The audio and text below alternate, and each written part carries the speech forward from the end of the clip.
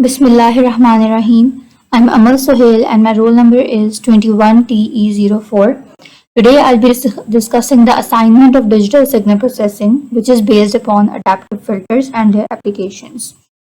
Let us start with an introduction of the adaptive filters.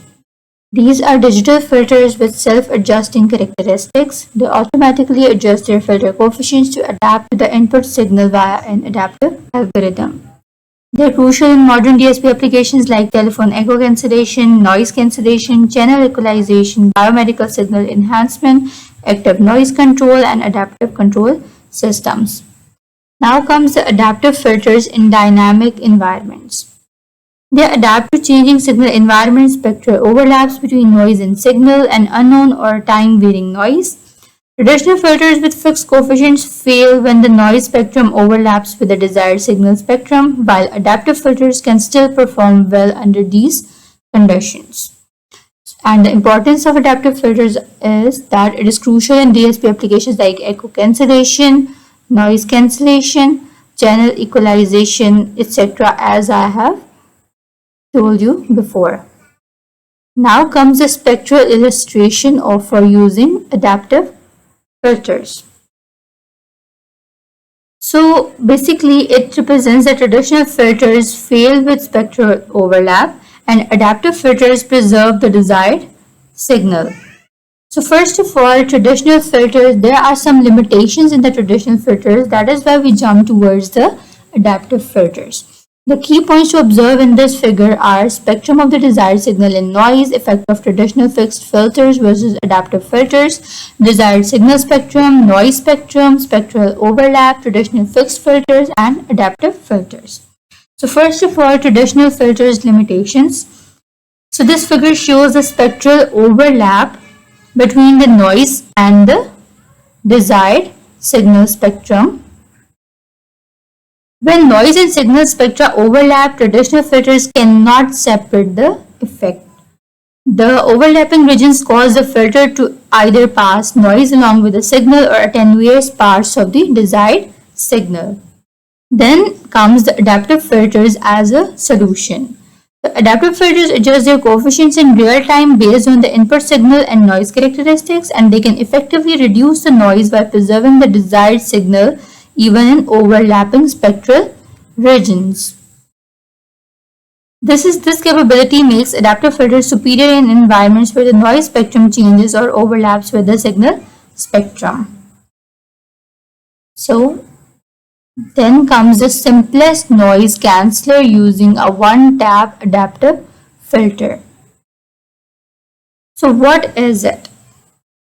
It basically represents the one-tap adaptive filter that is used for the noise cancellation. The components includes primary input D of n, the signal containing both the desired signal and noise, which is represented here. Then comes a reference input X of n, a signal that contains noise like that in the primary input but without the desired signal, because X of n is present here and it does not include the D of n, which is the desired signal. Then it includes the adaptive filter, the component that processes the reference input to produce an output that approximates the noise in the primary input. Then comes the error signal, which is the difference between the primary input and the adaptive filter's output, representing the desired signal with reduced noise. Here we can see the difference between the desired signal and the primary output signal. Then adaptive algorithm, LMS, which is the least mean square algorithm, the algorithm used to adjust the filter coefficients to minimize the error signal. So let me explain about some primary input signal. The primary input signal, denoted as D of n, is the combination of the desired signal S of n and noise N of n. And it is a signal we want to clean up by removing the noise. It is captured by one of the ADC, analog to digital converter channels. Then comes the reference input signal X of n. The reference input signal, denoted as X of n, contains only the noise component without the desired signal. As we can see that it does not include the desired signal component. Then comes the adaptive filter output Y of n.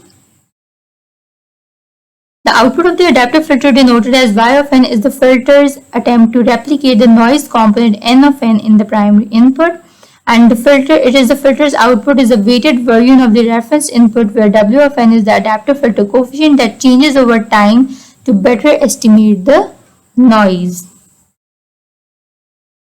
Then comes LMS algorithm. The least mean square algorithm is used to adjust the filter coefficient W of n to minimize the error signal E of n, and the LMS algorithm iteratively updates the filter coefficients to reduce the mean square error between the primary input and the filter output. So the detailed process steps of the noise cancellation includes the initialization, filtering, error calculation, coefficient update, and then iteration. Lastly, we'll have a general adaptive filter structure that includes inputs. Primary input D of n contains the desired signal and noise. Then comes the reference input X of n, which contains a noise or a correlated signal. Then comes adaptive filter components, which includes filter coefficients W0, W1 up to W of n minus 1 that represent the adjustable weights of the filter. Then comes the filter output Y of n, the weighted sum of the reference input. The error signal is denoted as E of n, and it can be calculated as the difference between the primary input and the filter output. Then lastly, the coefficient update. The coefficients are adjusted using an adaptive algorithm to minimize the error signal. Common algorithms include LMS and RLS, which iteratively update the weights based on the error signal.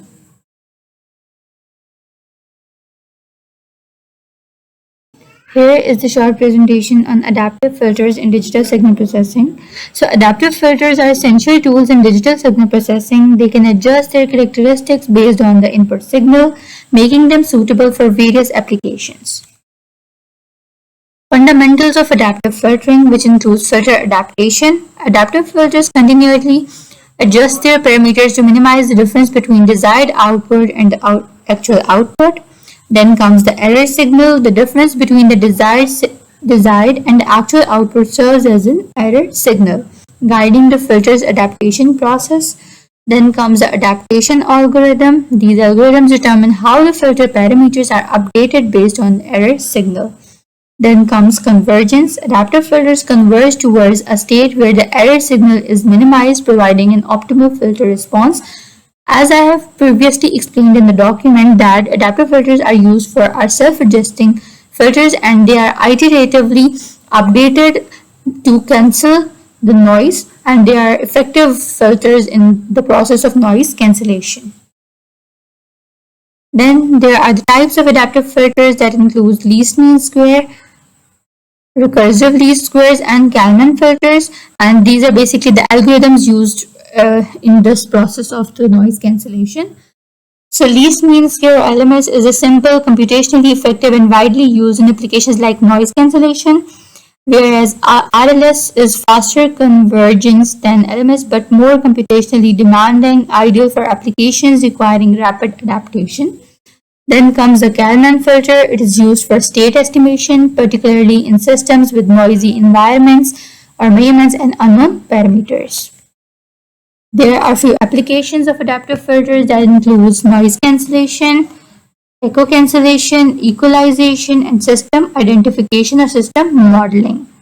So removing unwanted noise from audio signals, improving signal quality and intelligibility, correcting distortions introduced by communication channels, restoring the original signal fidelity. They are also helpful in echo cancellation, eliminating echoes in communication systems, ensuring clear and undistorted voice transmission. Then comes system identification, estimating the characteristics of unknown systems based on input and output signals. Adaptive filters design and implementation. So first of all, there is the filter selection, choosing the appropriate adaptive filter type based on the application requirements and availability resources, which means that which algorithm should be implemented to achieve the certain application or certain requirement of the system. Then comes the parameter estimation, determining the filter parameters that minimize the error signal, ensuring optimal performance. Then comes the implementation. The implementation or implementing the selected adaptive filter using software or hardware, considering computational constraints and performance goals. Performance evaluation, metric description, convergence speed, how quickly the filter adapts to changes in the input signal, steady state error, the residual error after the filter has converged, and the robustness, the filter's ability to handle variations in the input signal and noise levels. Then case studies and examples of the adaptive filters includes noise cancellation in headphones. Adaptive filters suppress ambient noise, enhancing audio and signal quality and user experience. Echo cancellation in teleconferencing. These filters eliminate echoes caused by speakerphone setups, improving call clarity. And there comes the equalization in mobile communication. Adaptive filters compensate for channel distortions, ensuring reliable data transmission. Lastly, we will have a conclusion and future directions. Adaptive filters are powerful tools in digital signal processing with wide-ranging applications in various fields. Future research focuses on developing even more sophisticated adaptive filters using machine learning and artificial intelligence to address complex challenges in signal processing. Thank you so much for watching. See you in the next video. Allah Hafiz.